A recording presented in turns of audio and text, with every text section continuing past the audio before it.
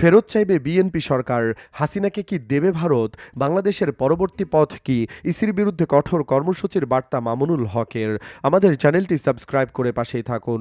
এখন জানাবো বিস্তারিত প্রতিবেদনটি।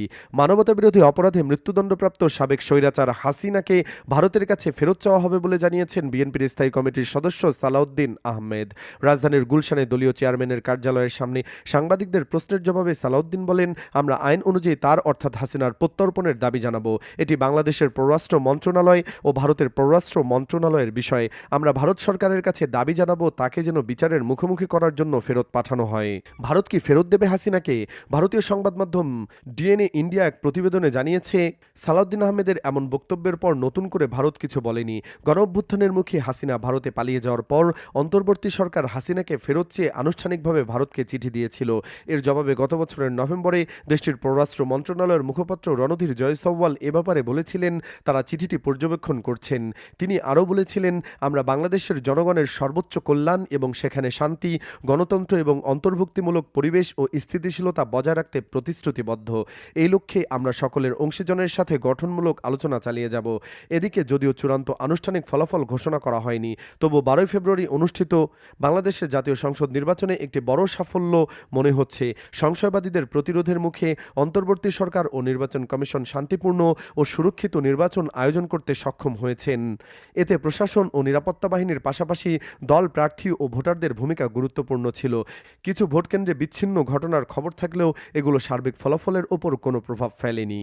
বাংলাদেশ জাতীয়তাবাদী দল বিএনপি সম্ভবত পরবর্তী সরকার গঠন করবে 2/3 সংখ্যাগরিষ্ঠতা নিয়ে, আর জামায়াতে ইসলামী বাংলাদেশ সংসদীয় বিরোধী দল হিসেবে নতুন নেতৃত্ব দেবে।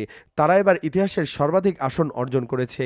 জামায়াতের সহযোগী জাতীয় নাগরিক পার্টি এনসিপি প্রত্যাশার চেয়ে ভালো ফল করেছে এবং সংসদে কিছু আসন জিতেছে। ভোটার উপস্থিতি প্রত্যাশার তুলনায় কম ছিল। আনুমানিক 60% ভোটার ভোটকক্ষে গিয়েছেন। এখন মনোযোগ থাকবে বিএনপি ও এর চেয়ারম্যান তারেক রহমানের দিকে। তিনি গত ডিসেম্বরের শেষের দিকে দেশে ফিরেছেন তার মায়ের মৃত্যুর ঠিক আগে। তখন থেকে তিনি দলীয় নেতা এবং প্রধানমন্ত্রী পদপ্রার্থী হিসাবে অপ্রতিদ্বন্দ্বিত অবস্থানে রয়েছেন। তারেক রহমানের প্রথম কাজ হবে মন্ত্রিসভার নির্বাচন। যদি সংসদ প্রার্থীদের নির্বাচন প্রক্রিয়ায় কোনো নির্দেশনা দেয়, তবে তিনি সম্ভবত সিনিয়র বিএনপি নেতাদের সঙ্গে নতুন মুখগুলোর মিশ্রণ তৈরি করবেন, যারা 2008 থেকে 2025 সাল পর্যন্ত লন্ডনে নির্বাচনের সময় তার পাশে ছিলেন।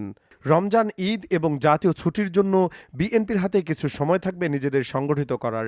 একই সঙ্গে নতুন সরকারের সামনে অনেক চ্যালেঞ্জ রয়েছে। এগুলোতে আছে অন্তর্বর্তী সরকারের অনুমোদন সংক্রান্ত সংস্কারের বাস্তবায়ন এবং অর্থনৈতিক প্রবৃদ্ধি উদ্দীপ্ত করা। এছাড়াও আন্তর্জাতিক অংশীদাররা নতুন সরকারের সঙ্গে যুক্ত হতে চাইবে। বিরোধী দল জামায়াতে ইসলামী বাংলাদেশের দিকে অনেকের নজর থাকবে।